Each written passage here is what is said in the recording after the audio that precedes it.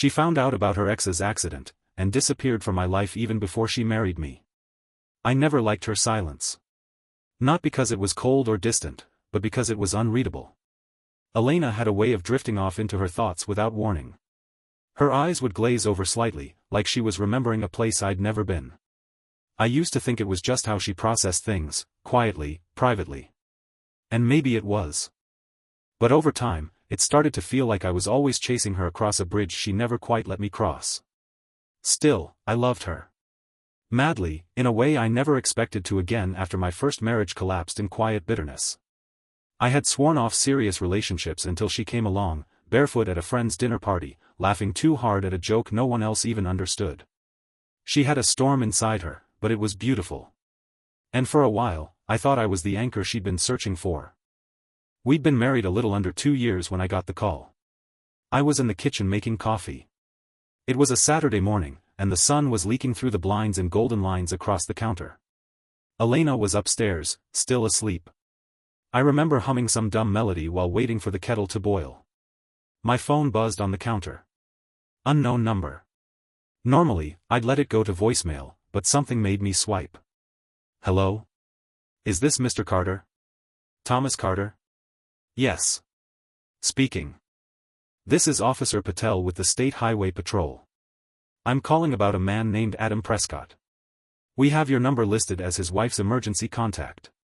My chest tightened instantly. That name. That familiar, unwelcome name. Adam Prescott, Elena's ex-husband. They'd been married for 6 years. Divorced for just over 2 when I met her. She told me early on that their relationship had been passionate, volatile, and ultimately unsustainable. She never spoke ill of him, but never fondly either. When I asked if she still had feelings for him, she said, no. But that doesn't mean he didn't matter. And now, a state trooper was on the line, saying something I couldn't quite process. What happened? I asked, trying to keep my voice steady. There was a car accident early this morning. A collision with a freight truck. Mr. Prescott was transported to Mercy General. He's in critical condition. We couldn't reach him directly, but your wife's number was listed in his medical records. I blinked, stunned. She's not his wife anymore. I understand, he said. But it's the only number we had. I thanked him and hung up. For a long minute, I just stood there, staring at the black countertop. The kettle was still hissing, steam curling into the air. Then I climbed the stairs slowly, each step louder than the last. Elena was sitting up in bed, hair tousled, blanket pulled up to her chest. She looked at me like she knew something was wrong before I even spoke. What is it? She asked, her voice still rough from sleep. It's Adam, I said. He's been in a serious accident. They couldn't reach him, so they called here. Her eyes widened slightly. She swung her legs off the bed. Is he okay? He's alive. Barely. They said it's critical. He's at Mercy General. She didn't move right away. Then she stood up abruptly and walked to the window, staring out like she needed the trees to explain something I couldn't. Elena? She didn't answer. Elena, I repeated, softer this time. And then I saw it, the tremble in her hand, the way her shoulder hitched slightly. She let out a soft, broken sound, and then she started crying. It wasn't loud or theatrical. It was small. Fragile. I stood there, unsure of what to do. 1,000 questions surged through me, but I didn't ask any of them. I walked over and placed a hand gently on her back. She flinched, but only for a second, then leaned into me. Her tears soaked the shoulder of my shirt. I don't know why I'm crying, she whispered. I don't know. But I did. She wasn't crying because she still loved him. Not exactly. She was crying because something from her past had come back to life, just long enough to possibly die in front of her. And she hadn't had time to build up her defenses. We stood there for what felt like hours. Eventually, she pulled away, wiped her face, and looked at me. I need to see him. I nodded, even though everything inside me screamed. I nodded because I had no right not to. And because I knew this wasn't about me, at least not yet. The hospital was too quiet. We sat in the waiting room outside the ICU, the only sounds being the distant beep of machines and the soft hum of fluorescent lights. Elena hadn't said a word in over 20 minutes. When a nurse finally called her name, I stood up to follow, but she touched my arm. I need to go alone. Something inside me crumbled. But I let her.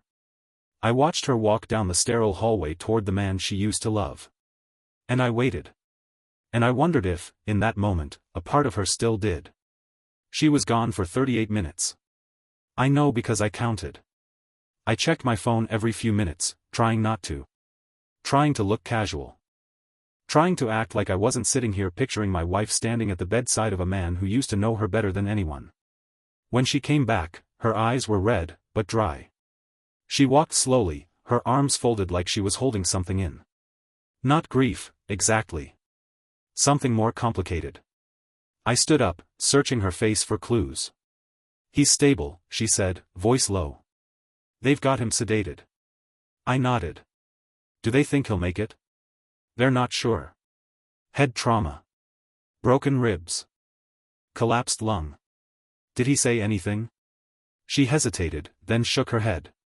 "He's unconscious." We walked to the car in silence. That night, something was different. We sat on the couch with a show playing in the background, but neither of us was watching. Elena sat with her legs tucked under her, arms wrapped around a pillow. I was beside her, but the distance between us felt enormous. "You okay?" I asked. She looked at me, and for a second I thought she might lie. Then she gave a tired shrug. "I don't know." I waited, hoping she'd say more. "I didn't expect to feel this way," she finally added. "It's like, this flood of memories just opened up. Not even good ones. Just, real ones. Raw. You know?" I nodded, but I didn't know. "Not really." I sat there, she continued, looking at him in that bed. And all I could think about was how we used to fight.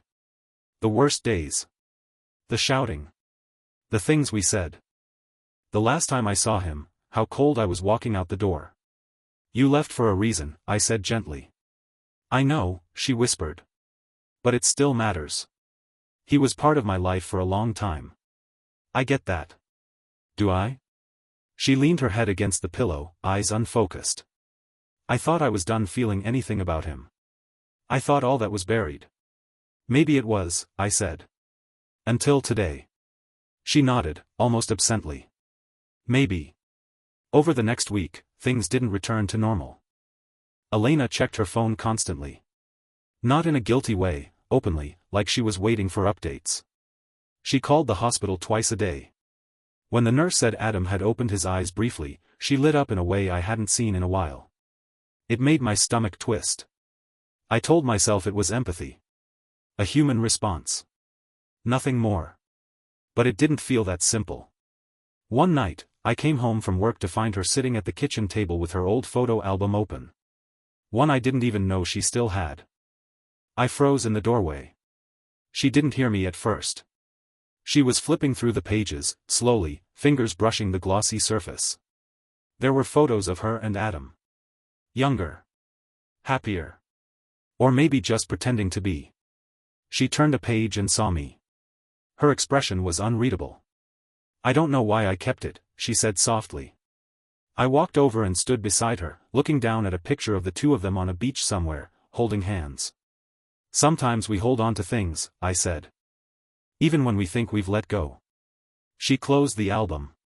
"I'm sorry," she whispered. "I know this is hard for you." I nodded. "It is. I don't love him. I know. But the truth is, I wasn't sure.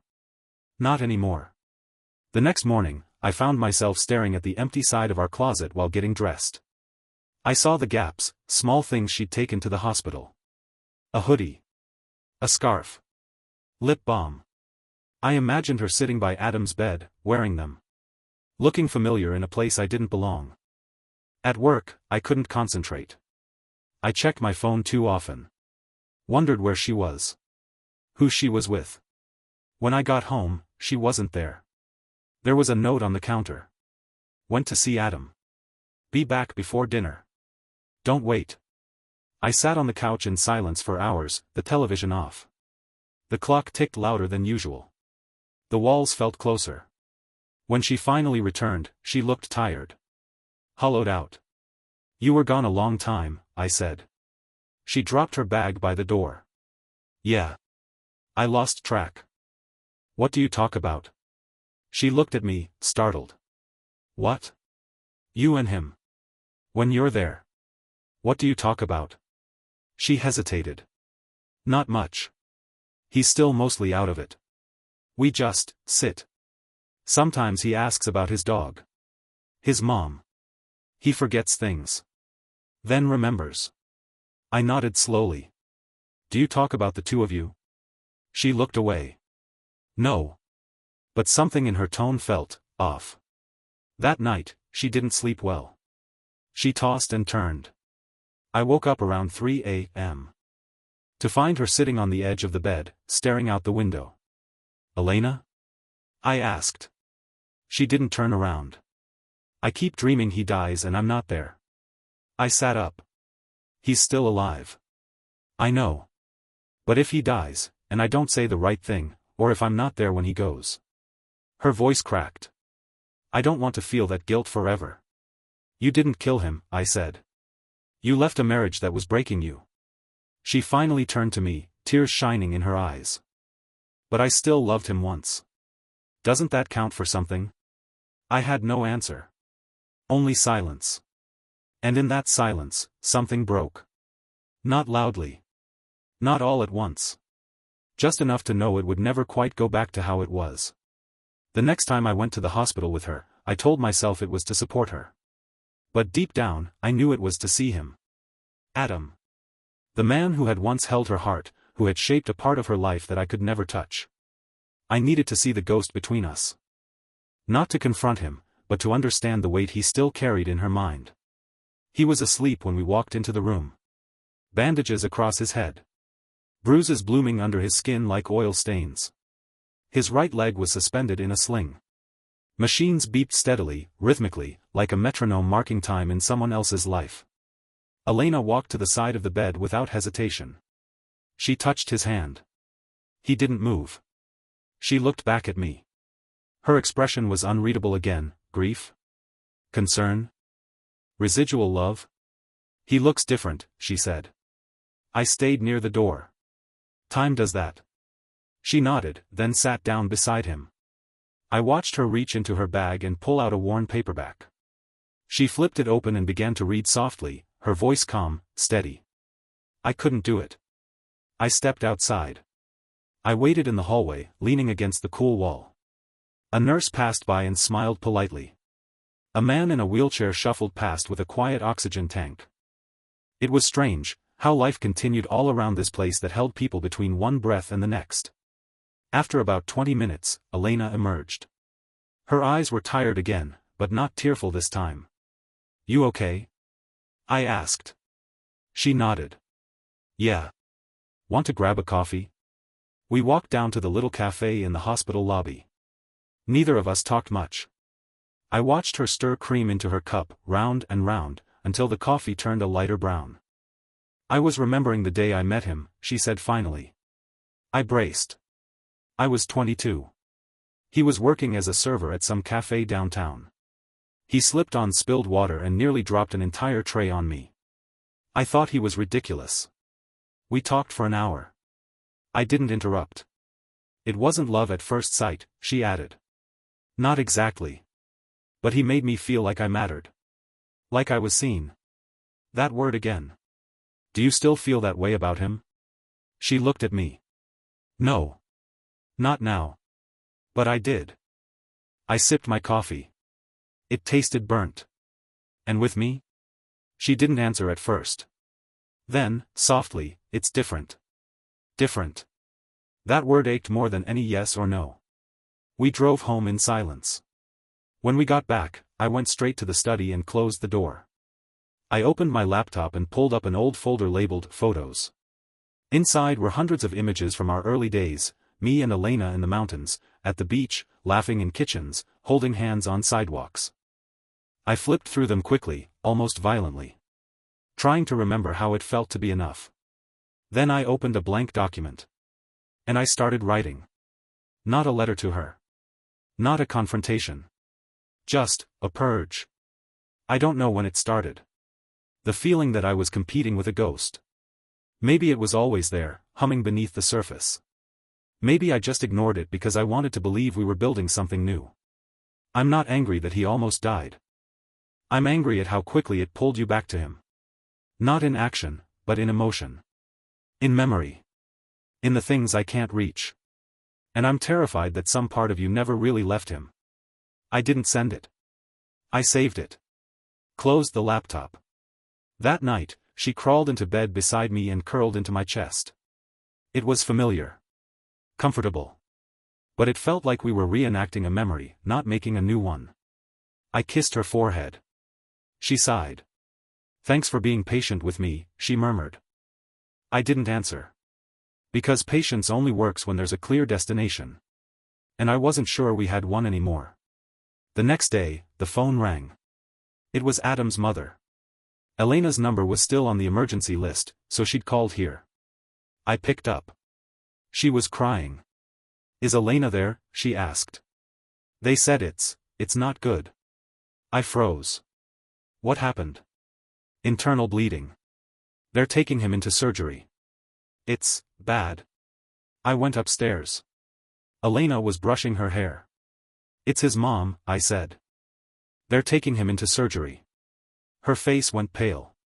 I'll drive, I added. She didn't argue. In the car, she didn't say much. She stared out the window, hands clenched together in her lap. At the hospital, we found his mother in the waiting room, pacing. Elena hugged her. They sat close, whispering. I stood apart. After a while, I walked to the vending machine and stood there, staring at rows of overpriced snacks. When I came back, Elena was crying again, this time harder. His mother had her arms around her, rocking slightly. It hit me then, with brutal clarity. Elena belonged to a part of Adam's life that had nothing to do with me. I was just present. Supportive. Kind. But not part of the foundation. That night, back home, she stayed up late again. I woke around 2 a.m. and found her in the living room, staring at nothing. I sat beside her. She didn't look at me. If he dies, she said quietly, a part of me will go with him. I wanted to scream.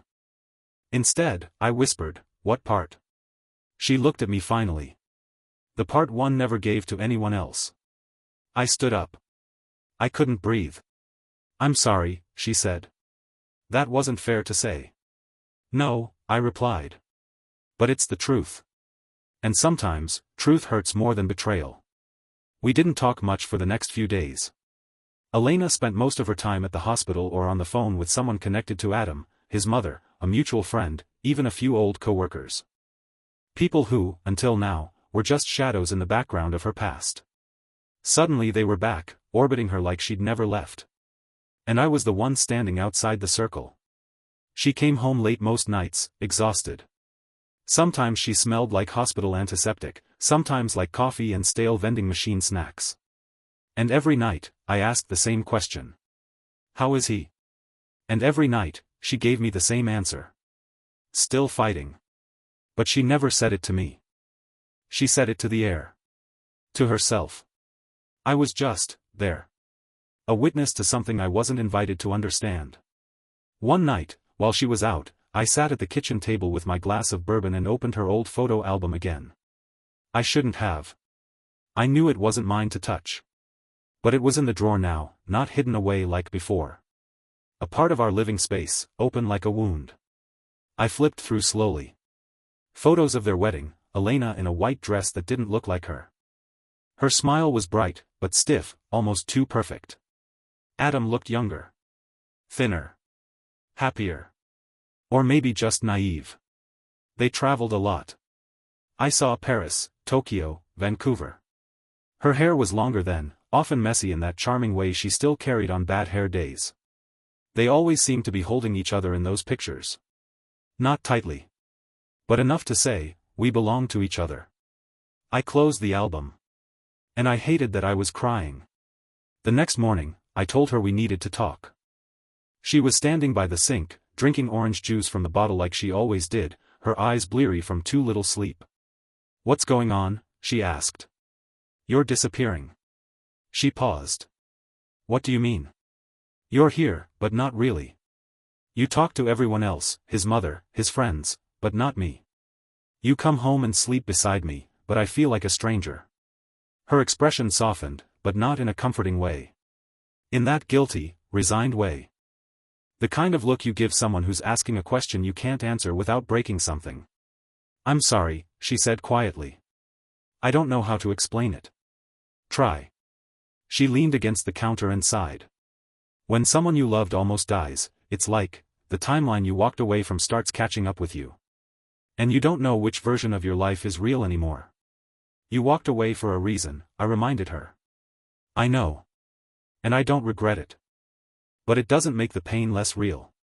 I stared at her, not knowing what to say. Elena, I said finally, am I enough for you? She closed her eyes. That moment of silence was everything. A few days later, Adam took a turn for the worse. Sepsis. Complications from the surgery. Elena was at the hospital when it happened. She called me from the hallway, her voice trembling. They're not sure if he's going to make it through the night. I offered to come. She told me not to. I didn't sleep that night. I lay awake staring at the ceiling, listening to the hum of the fan. I imagined her sitting by Adam's bed, holding his hand, whispering goodbye. I imagined her crying into the crook of his neck, whispering all the things she'd never said. And I hated myself for imagining it. When she came home the next morning, she looked like she'd aged a decade overnight. He's still alive, she said. But barely. I nodded. She dropped her bag by the door and collapsed onto the couch. I sat down across from her, gripping my knees. I can't keep doing this, I said quietly. She looked up, startled. I can't keep living like this, wondering if I'm your second place. Wondering if I'm the life you settled for when the one you wanted fell apart. That's not fair. Isn't it? I chose you, she said. I married you. I know. But something inside you never left him. She didn't deny it. She just whispered, I'm sorry. Over the next week, Adam remained in a coma. Elena visited less. She started sleeping more. Eating a little. But something in her had dimmed. And something in me had hardened. I wasn't angry. Not in the screaming, plate-throwing way I always feared I'd be in a moment like this. I was just tired. Empty. It's worse, in some ways.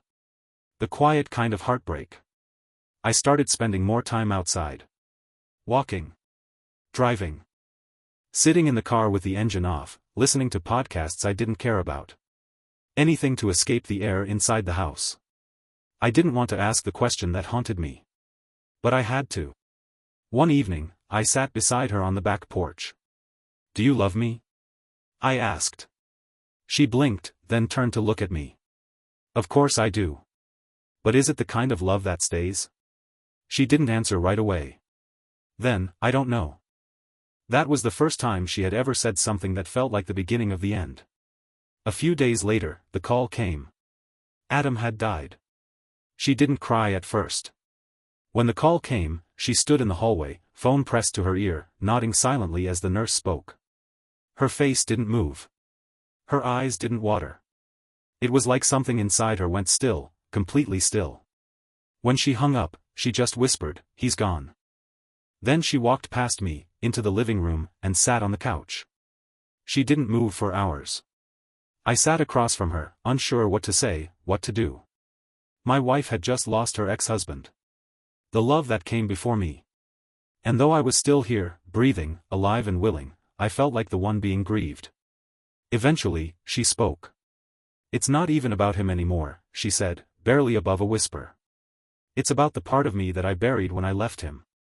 The girl I used to be. The choices I made. The life I could have had. I swallowed hard. Do you regret leaving? She shook her head slowly. No. I regret who I had to become to survive it. I looked at her for a long time.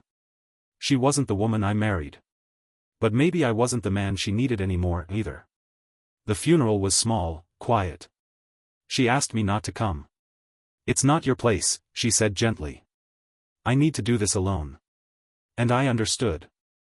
Still, I watched from a distance, down the road, parked by a cluster of trees. I saw her standing near the casket, shoulders straight but shaking. She hugged his mother, then crouched beside the headstone, touching it like it held a piece of her she'd lost long before he died. I didn't cry. I just watched. And in that moment, I knew something with absolute clarity. I couldn't keep asking her to live two lives. One with me in the present. And one still tethered to the past. We didn't talk about it that night. She came home late, her face pale, her body slow and heavy. I made tea. We sat on the couch. We didn't speak. The silence between us was no longer uncomfortable, it was something else. Like an agreement we hadn't signed but both understood. The next morning, I found her in the kitchen, staring out the window. I think I need to go away for a while, she said. I nodded. Somewhere quiet. Maybe my sister's. I just need to think. I didn't argue. I didn't plead. I just said, okay.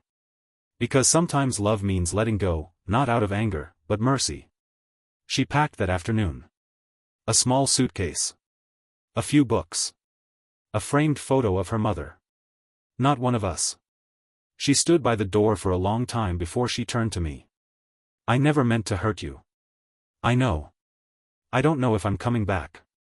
I didn't respond. I loved you, she said. In the best way I knew how. And with that, she left.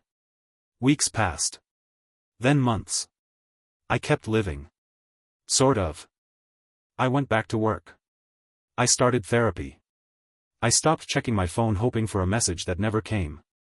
I found her album one day while cleaning. I didn't open it this time. I placed it in a box, labeled it past, and stored it in the attic. I started writing again. Short stories, mostly. One about a man who marries a woman still in love with a ghost.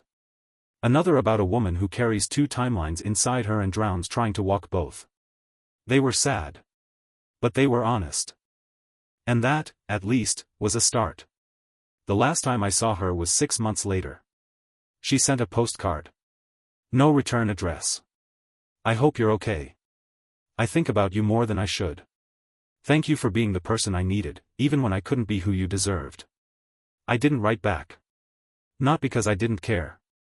But because some chapters aren't meant to be reopened. They're meant to be closed, gently, finally, with gratitude and ache. Thank you for watching the video, like it if you watched the video to the end and don't forget to subscribe. Have a nice day.